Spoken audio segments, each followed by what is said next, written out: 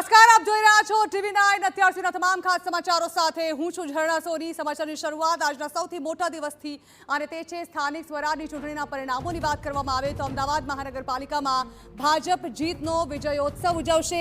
ભાજપ પૂરેપૂરી તૈયારી કરી ચૂક્યું છે, જેમાં મુખ્યમંત્રી ભૂપેન્દ્ર પટેલ અને ડેપ્યુટી સીએમ હર્ષ સંઘવી પણ ખાસ હાજરી આપશે। આજે સાંજે 5:30 કલાકે ખાનપુર ખાતે જીતની ઉજવણી કરશે ભાજપ।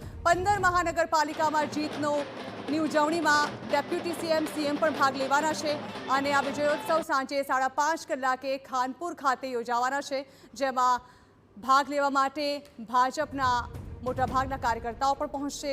ઉમેદવારોની આ જીતને જશ્ન મનાવવામાં આવશે, ઉજવણી કરવામાં આવશે અને તેના માટે ખાસ તૈયારીઓ પણ શરૂ કરી દેવામાં આવી છે।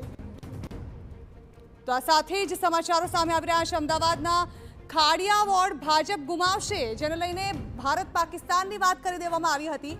તે ખાડિયા વોર્ડ જે છે તે ભાજપ ગુમાવે તેવી સંભાવના, કોંગ્રેસની પેનલ અહીં જીતે તેવી સંભાવના દેખાઈ રહી છે। પાછલા 70 વર્ષથી પહેલીવાર ભાજપનો એક પણ ઉમેદવાર નથી જીત્યો। અમદાવાદના ખાડિયા વોર્ડમાં જ્યારે ચૂંટણી પ્રચાર પણ કરવામાં આવ્યો હતો ત્યારે કોંગ્રેસની સરખામણી પાકિસ્તાન સાથે કરી દેવામાં આવી હતી, પરંતુ આ પ્રકારના પ્રચાર દરમિયાન પણ ભાજપ આ સીટ બચાવી શકી નથી।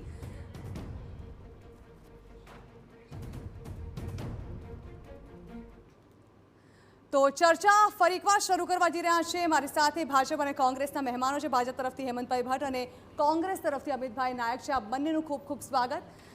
સૌથી પહેલાં તો આમ તો મારે ભાજપને સવાલ કરવો પડે, પરંતુ હવે આ કોંગ્રેસને લઈને એક સારા સમાચાર મળી રહ્યા છે। અમિતભાઈ, એટલે આપને સવાલ કરવો છે।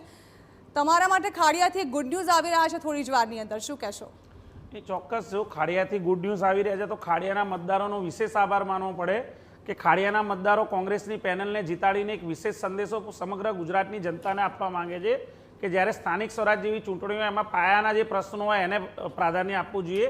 બાકી જે ખોટા આક્ષેપો કર્યા છે, જે હિન્દુત્વના મુદ્દે, જે ભારત પાકિસ્તાનની વાતો કરીને જે સત્તામાં ઘણા લાંબા સમયથી સત્તામાં હોવા છતાં ભારતીય જનતા પાર્ટી પાસે જે કોટ વિસ્તાર છે અને જે કોટ વિસ્તારમાં જે ટ્રાફિકની સમસ્યા છે, આજ બી ડોળા પાણીની સમસ્યા છે, આજ બી કોટ વિસ્તાર જે અમદાવાદનો સૌથી જૂનો વિસ્તાર કહેવાય, ત્યાંના રહીશોને ટાઈમે પાણી પણ નથી મળતું। અને જ્યારે આવા અમદાવાદ જેવા શહેરમાં, જ્યારે મધ્ય અમદાવાદમાં જ્યારે આવા પાયાના પ્રશ્નો હોય અને એની સુવિધાઓનો અભાવ હોય, ત્યારે ચોક્કસ ખાડિયાના મતદારોએ જાગૃતતા બતાવી છે અને સરકારની વિરુદ્ધ જઈને જે મતદાન કર્યું છે, સત્તા પાર્ટીની વિરુદ્ધમાં જઈને જે મતદાન કર્યું છે એ બદલ સમગ્ર કોંગ્રેસ પાર્ટી વતી હું એમનો આભાર માનું છું।